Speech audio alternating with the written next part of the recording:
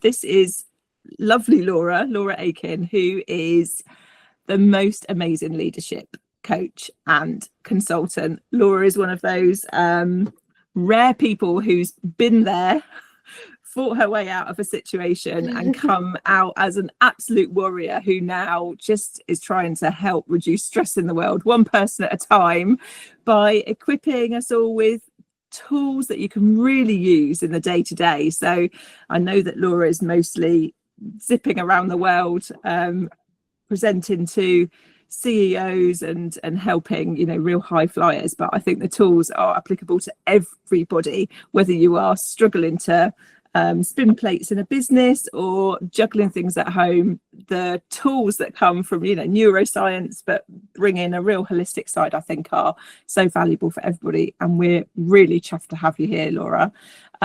Just to let everybody know that bit of housekeeping, so the session is recorded for the people that can't make it, but names and faces aren't included in the recording, so no concerns about anything like that.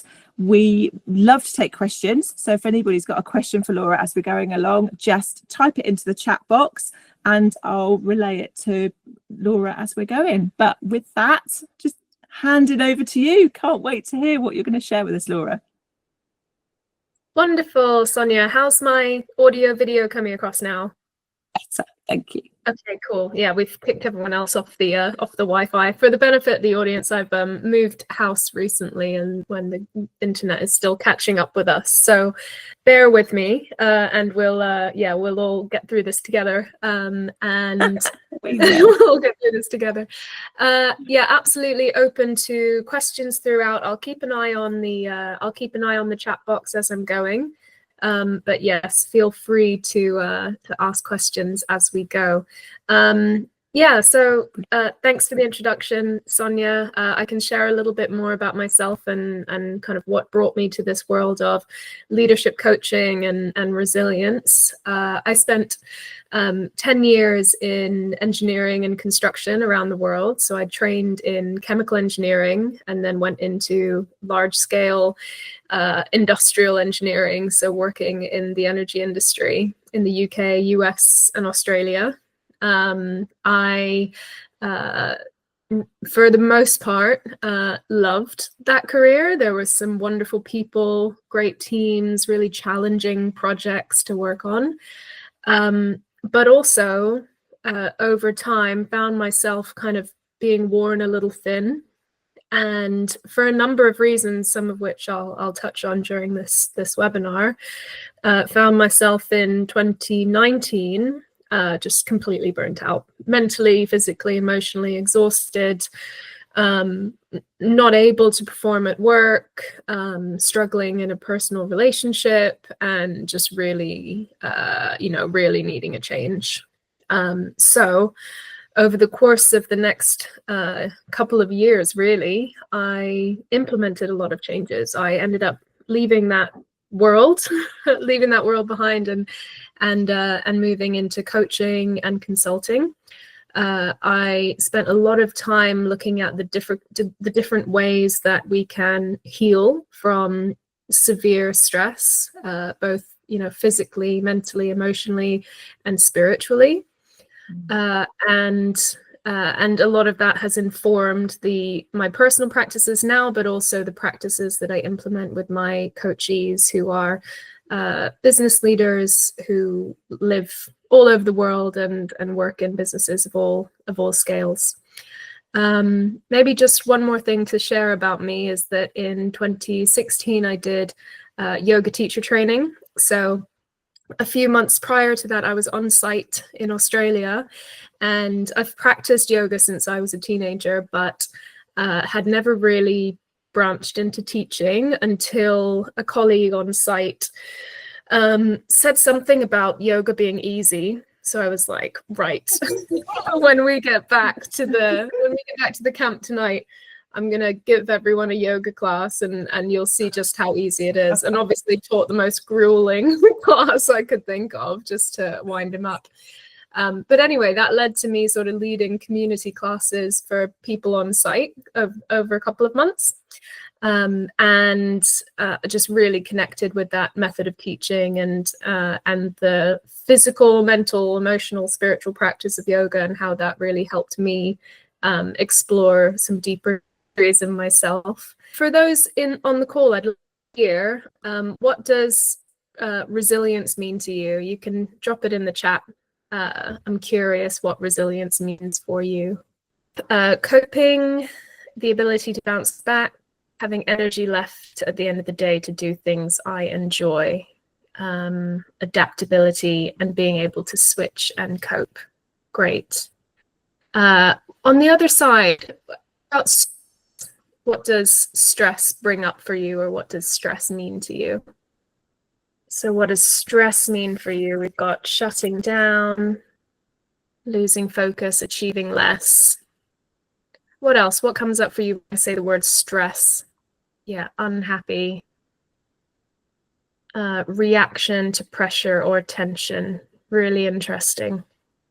So usually what I get when I say the word stress, someone will usually say, stress isn't all bad. Sometimes stress is good. Stress is energizing or motivating, or can actually, drive me to achieve the things that I want to achieve.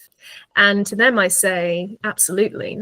There is, a difference between good stress and bad stress, or how I like to call it is stress and chronic stress.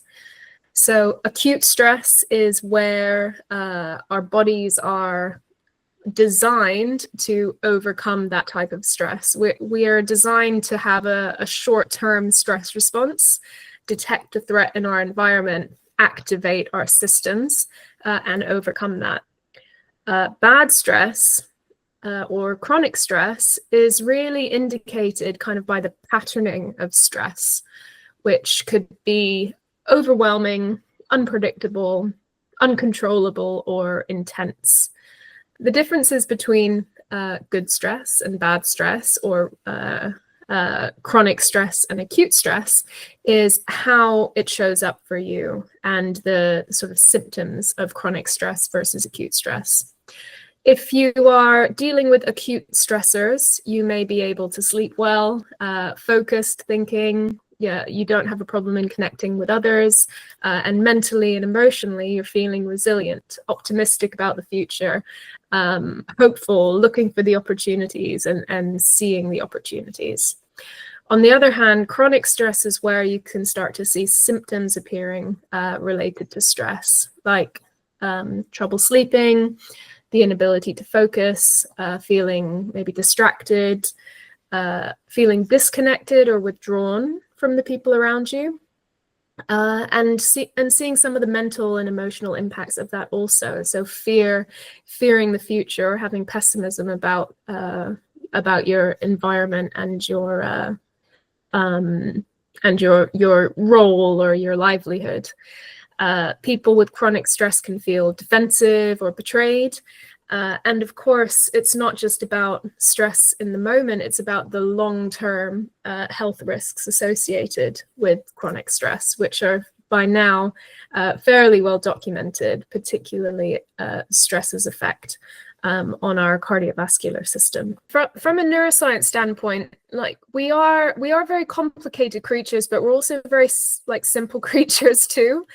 And the ability to connect with people and your connectedness and community to people around you is one of the primary drivers of your resilience, but also health and wellness outcomes. And when I hear people say that they struggle to speak up, or struggle to be themselves or have a voice, to me that's a barrier to connection, right? And they didn't feel like they could truly be themselves and safe in an environment growing up. And that, to your brain interprets that as, I am never safe, I'm under threat, and I need to implement mechanisms in my body to keep my body safe. Otherwise, I'm not going to survive. Sure. And maybe it's worthwhile talking a little bit about the neurosequential model, which again is Bruce Perry's very simplified model to describe how the brain has evolved and how different aspects of the brain respond to stress. And some of you might have heard this before. So if so, it's a little bit of a refresher. Let's say the oldest part of your brain, so the brain that was kind of around in our earliest forms of evolution, we could call it the primitive brain. You might have heard monkey brain or reptile brain. It's essentially the brain stem, and it's the part of your brain that's responsible for automatic and unconscious functions. So, you know, when you put your hand on a hot surface and your reactions take over before you cognitively sort of process, oh, that's hot. The next layer of the brain, you can think of sort of 3 layers, is the emotional brain. So parts of the brain that evolved afterwards to understand the difference between happy, sad, angry, low, good. And that part of the brain evolved when we were starting to form communities and recognizing that there were, you know, greater aspects of like emotional complexity in communities. The most evolved brain, the most evolved part of the brain, or the youngest part of the brain, is the thinking brain. So this is, prefrontal cortex. And these are the parts of the brain that are responsible for higher analytical thought. So complex reasoning, creativity, analysis, problem solving. The problem is, or the interesting piece is, that all of our sensory information comes bottom up. So it hits the brainstem first, the brainstem being that older, but a bit dumber, automatic unconscious layer of the brain that is essentially filtering all information that's coming up to the brain by saying, is this a threat or is this not a threat? Am I under threat or not? And if it detects that you're under threat, and by the way, this part of your brain doesn't know the difference between a saber-toothed tiger in the wild and a nasty email or a deadline or, you know, workload. It interprets it all as threat, and it shuts off signal to the rest of the brain. And it says, we're under threat, fight or flight response activated. That's why you might get brain fog when you're under pressure, or make decisions that you wouldn't normally make when you're in a state of stress. And that's, it's that primitive brain takeover, or you might have heard reptilian brain takeover. So sometimes that part of the brain can allow a sensory piece of information to come through, but the emotional part of the brain then has a second filter and says, how does this make me feel? And that's when emotional triggers can come into play, and again stop information going up to the higher parts of the brain where you can process things a little bit more analytically. So if a partner says a word to you that is quite triggering and you react, you know that that person loves you, supports you, etc., and you are safe logically, but you're not able to access that part of the brain in that time. So and maybe just lastly to say on that, some studies that we've done have shown that when you're in that primitive brain takeover, you could call it stress response, you could call it red zone, your IQ can actually drop by half. And we expect people to show up under pressure, all the time in workplaces and relationships, but actually your IQ can drop by half when you're in that place. So wow. What? Yeah. That's crazy. Just when you need it most, you're not able to have your usual clarity of thinking. It's crazy. Have I read somewhere that you can help to balance out an overactive reptilian brain through meditation, because it makes the frontal lobe part of your brain stronger is the wrong word, but kind of helps to balance out the whole system? And maybe that's why things like meditation and mindfulness help you move through a stressful patch of your life. Yeah, for sure. Meditation does 2 things, I think. Meditation helps you regulate in the moment. So if you are stressed out, meditation is kind of like you're activating the thinking brain, because you're doing this sort of mechanical shift from I'm not stressing out, I'm going to sit down and I'm going to do my meditation. So you're almost like lifting the signal up through the primitive brain by activating the thinking brain. We call that a top-down regulator. And then meditation as a habit over time is also a way that you can start to rewire some of those default mechanisms. And meditation for me just helps me create a little bit more space between the trigger and the reaction. Is that something you've seen as well, Sonia? Absolutely, definitely. It helps in the moment, and helps you build that resilience, and helps you stay in that more positive frame of mind that you were talking about at the beginning. You know, when you're not dealing with stress, you start to feel negative about being able to make things better. And just a really simple 10-minute a day mindfulness or meditation sort of practice starts to turn you back to that more positive place where you can tackle things. It's such a simple little thing to do, and so accessible now with things like apps on the phone and things that people can listen to. But I think understanding that it's like literally helping these sort of mechanisms of thoughts makes it easier to make sure that you build it into your life, and it's not just something woo-woo. Yeah, it's absolutely not just something woo-woo. I think if you experience it, you know that you know, my ability to cope 5 years ago is vastly different from my ability to cope now, and meditation is a big part of that. Even this month when I've been moving house, I haven't been in that meditation practice because I'm out of my routine, and I'm just much more bonkers when I'm not doing. And your Wi-Fi hates you. Then my Wi-Fi hates me. Yeah, it's not inclusive language, but that's how I feel. So on this subject of regulation, because I think we've talked about this sort of top-down regulation, which is kind of using your brain to pull yourself out of stress. That can be quite difficult for a lot of people, especially in the moment when stress is happening. So what I tend to recommend to people, especially when they've got a bit of a like overactive reptilian brain, I think you said, is exploring some ways to use your body to regulate stress. And we could call that a bottom-up regulator. So just like you have sensory information that signals to your brain that you're under threat, you can have sensory information that's a bottom-up regulator, Emma, bottom-up. Sensory information that signals to your brain that you're safe. So that could be breath work. Breath work is a really powerful one here. Longer exhales create a different activation in the vagus nerve and activate the parasympathetic nervous system.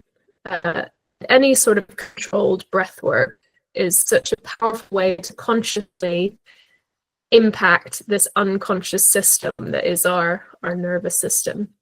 A practice I recommend a lot to my coachees is square breathing or box breathing, and it's essentially an equal part breath. So count 4, an inhale for a count of 4, hold at the top for a count of 4, and exhale for a count of 4, and hold at the bottom for a count of 4. So maybe we can do that together. And before we do that, just get a little sense of yourself on, you can give yourself a score out of 10, maybe, on how sort of activated, stressed out am I? And maybe you're, you know, it's Friday, maybe you're sort of okay, you're feeling in the, we'll call feeling good 8, 9, 10. We'll call feeling bad or stressed 1, 2, 3. And you can just give yourself a little score out of 10. And then we'll do 3 or 4 rounds of this breath together. So wherever you are, you can just exhale everything out. And then take an inhale for 4, 3, 2, 1. Hold at the top. 4, 3, 2, 1. Exhale 4, 3, 2, 1. Hold at the bottom. 4, 3, 2, 1. Inhale 4, 2, 1. Hold 4, 2, 1. Exhale, 4, 2, 1, and hold at the bottom.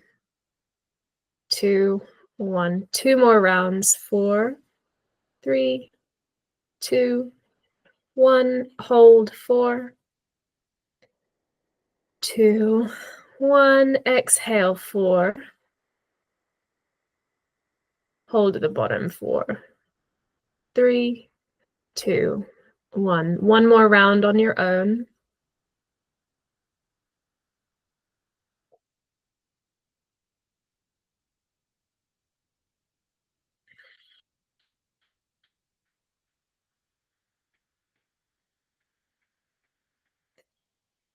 And when you're ready, you can allow your breath to return to a natural rhythm. And do another little check-in. So has that number you gave yourself earlier, has that shifted at all, even by a 0.5? The activation in your body, the sort of stress in your body. How is that for you, Sonia? Wow.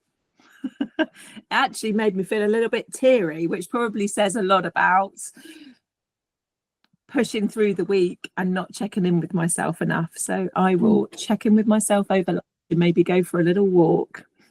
Lovely. Walking is another fantastic bottom-up regulator.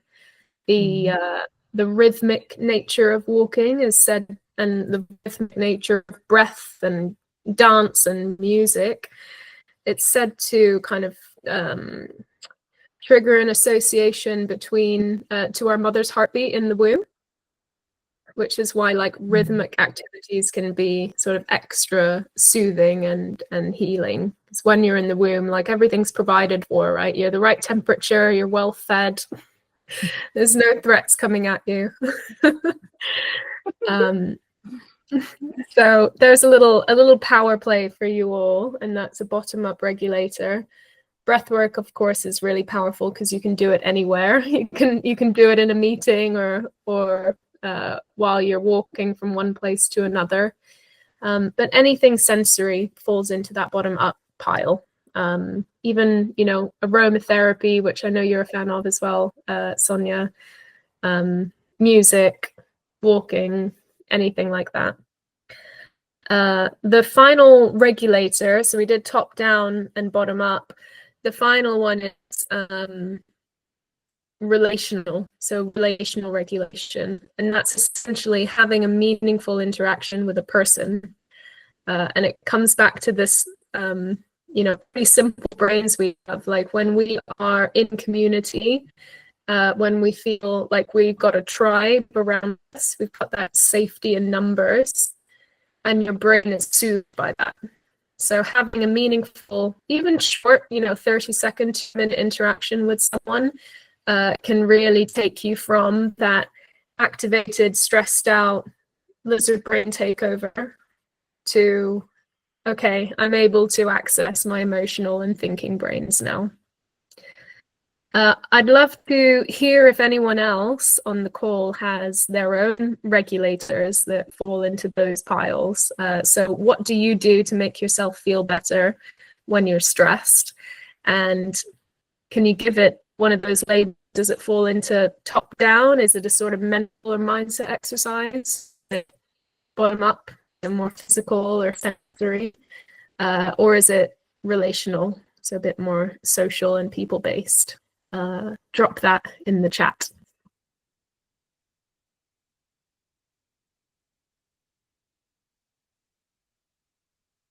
Lovely. So a few coming in. Massage. Yes, please, Sonia. Hugs and pet hugs. A swim from Dom. Absolutely. So there's some good bottom-up regulators coming here. Jolanta or Yolanta says handcrafts, crochet, origami, which is another actually bottom-up regulator, and maybe top-down as well, because you're clearing your mind and using your brain, but in a different way from focusing it on the stressor. Comedy and humor is another great top-down regulator. It's all around, top down's all around shifting the mindset, shifting your thought patterns.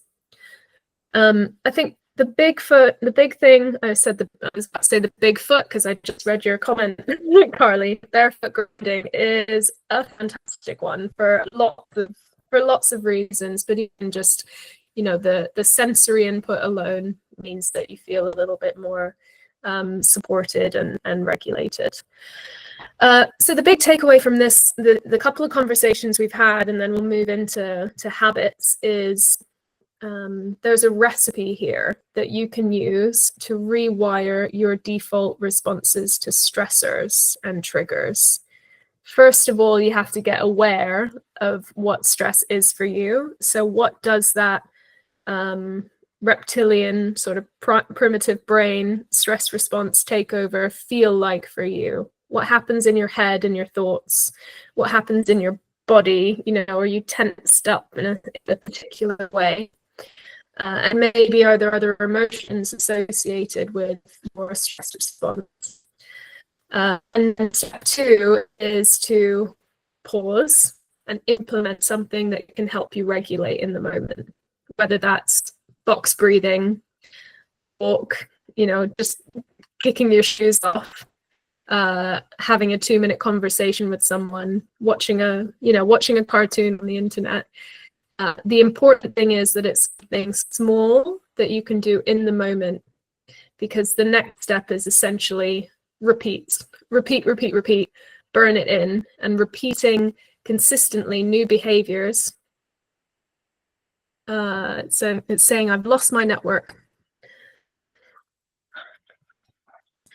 You are a little glitchy, but we are hearing I'm back. I think it just dropped me off. So step 3 was repeat. And repeating consistently those behaviors, that's how you burn in a new neural pathway and reshape a old default coping mechanism into a new one. So that could look like, you know, my default is, if let's think of something. If I get negative feedback on something that I've done, you know, that's quite a big trigger for me. If I'm in my, you know, thinking brain and I've got space and I'm not too stressed out, then I can say rationally to myself, you know, this is great.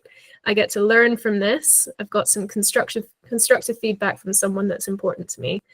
But if I'm kind of at the end of my tether, then I might have a personal reaction to that. And my sort of default response in those moments is just to sort of spiral down. Like, why am I even doing this? I'm not any good at my job. You know, the mental sort of spiral that we can all go down. So in those moments, my work is to recognize the thought spiral, the emotional sort of sinking feeling, and the physical feeling associated with being triggered, and then choose to do something else. For me, often, I try to do breath work, and breath work helps to an extent. But my default, like the coping mechanism or the regulatory mechanism that really works for me, is to make a plan. And if I can turn feedback and a trigger response into a list of how I'm going to incorporate this feedback and get back in control, that's what helps me really soothe my nervous system. So my work becomes repeat that process, so that the default response, it then becomes make a list rather than self-destruct. How does that land for you, Sonia? I can see you nodding. Have you got a recipe that you use or that you need to use? I'm a big list maker. I find that for me, just writing something down, even if I'm just writing down the problem or writing down what's triggered me, allows me to leave it for a bit and then come back to it when I'm feeling less in less of a response about it. And then I would decide what I'm going to do to try and learn from it, or try and not let it happen again. And as you say, make a list, make a plan, write it down. Yeah, it's a good tactic. Incidentally, I'm doing a lot more work with Enneagram recently, and I'm not sure if you've done your Enneagram profile, Sonia, but it's a type of psychometric that maybe has a bit more of a spiritual angle to it.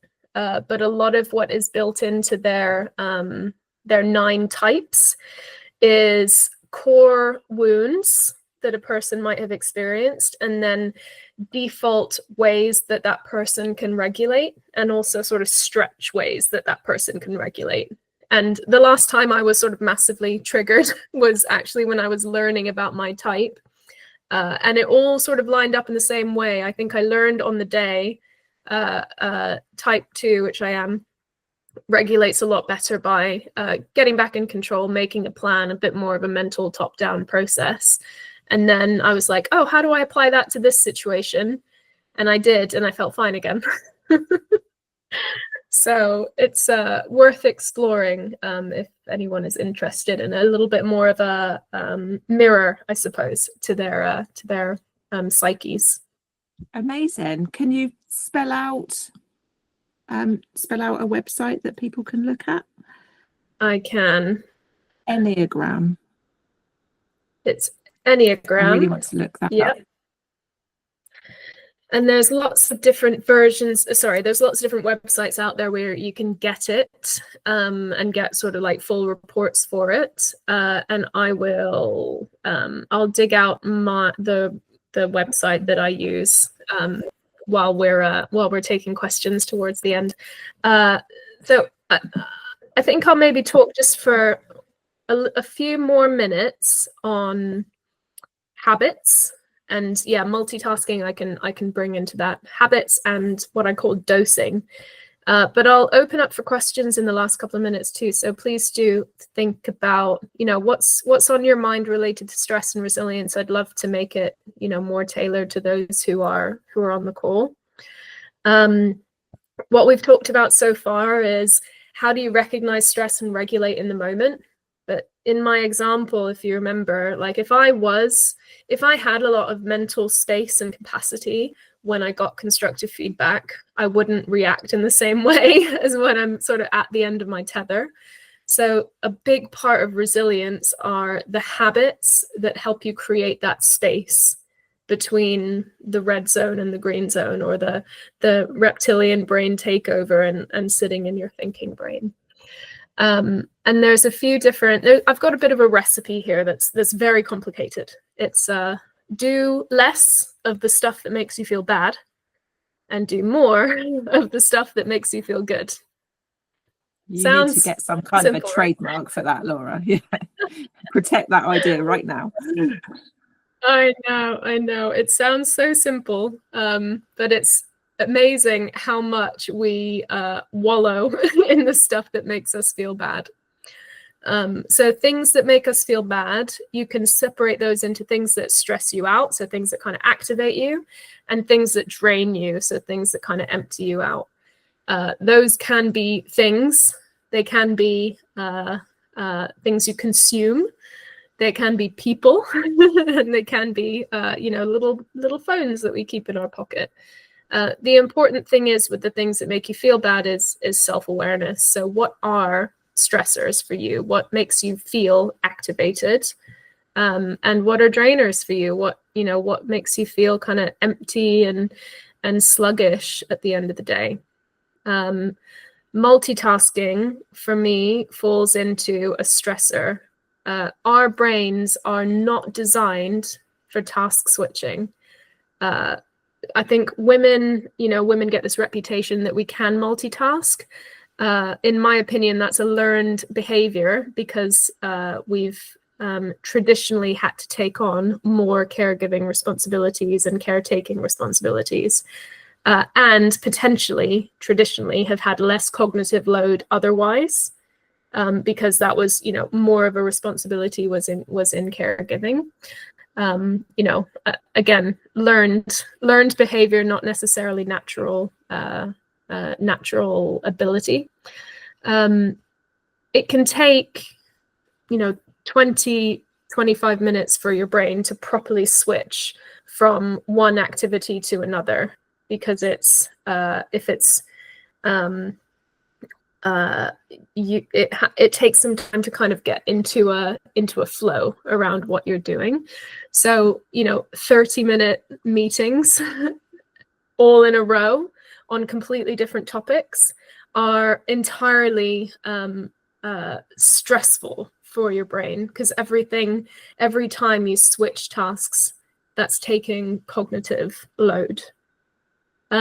So I said stressor. What I actually meant is drainer, because every time you're switching a task, it's consuming energy, consuming energy, consuming energy. So one thing that I've implemented in my routine, I say implemented, I mean try to implement, is focus days. And even if because I obviously have lots of different clients, lots of different projects, but even if I can focus one day to one project, that's at least a bit of time from my brain to that's a little boundary for my brain to focus in on. So implementing focus blocks, tech-free deep work time, and trying to focus your days as much as you can on one task or one project or one role. That's a way that you can swap a drainer into something that is more energizing. On the positive side, so doing things that make you feel better, there's kind of two categories for this as well. One is soothers. So what is something that's quite nourishing and restorative for your nervous system? That could be rest. It could be sleep. It could be meditation, like you mentioned earlier, Sonia. Like that feels like a bit of a wash, right? A brain wash when you're doing a meditation. Or it could be time with friends. But the important part of resilience building is the next category, which are builders. Builders are controlled exposure to moderate stress. And this is what resilience is all about, right? Reducing the stuff that stresses you out and drains you so that you have a bit more capacity. Implementing habits that soothe you, again, so you're restoring your nervous system, and then starting to stretch. Then starting to build in things where you're kind of testing your capacity and growing the size of your cup.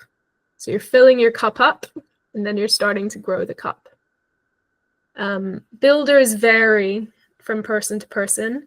Lots of people like to talk about cold water exposure, which can be wonderful for a lot of people.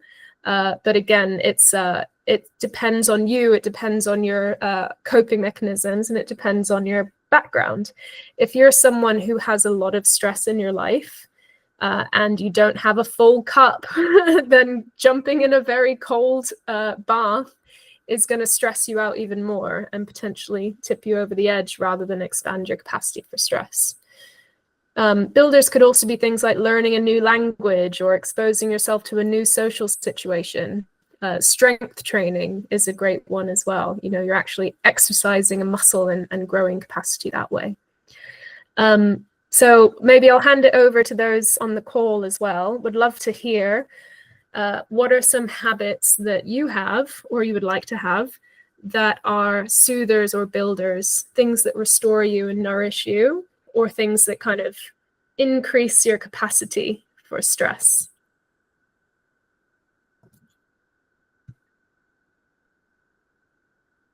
And while you're putting those in the chat, your resilience habits, the last thing I'll speak about just for a second is dosing. So if you, I think, if people are coming to you, Sonia, for a bit of a remedy to address something that they're concerned with, you don't give them a pack full of supplements or remedies and tell them to take everything on one day and you'll be fine, right?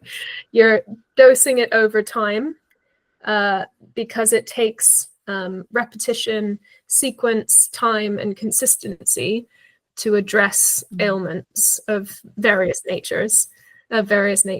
And that's exactly the same thing with resilience habits.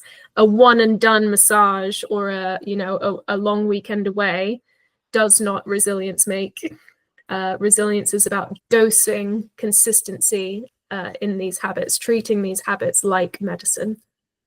And just a final word to say Then. that I have not got there yet, but I know many people who have been on one of Laura's amazing retreats, and I'm desperate to join. I've seen the photos, heard lots of positive stories. It sounds like the best tonic and way of just stepping out of your daily life, having a complete break from everything, but also just, you know, learning some really great tools and being in a beautiful place. So then the next one is your one in the Wye Valley, I'm guessing. Is it later in the year? It is, yes. Wye Valley, so Tintern in the Wye Valley. There's a beautiful location called Hill Farm that we go to. It's Friday 19th of September through to Monday 22nd of September. So yeah, if you're available and you want to spend nourishing time in nature with some movement, some workshops, some community, and some great food, join us.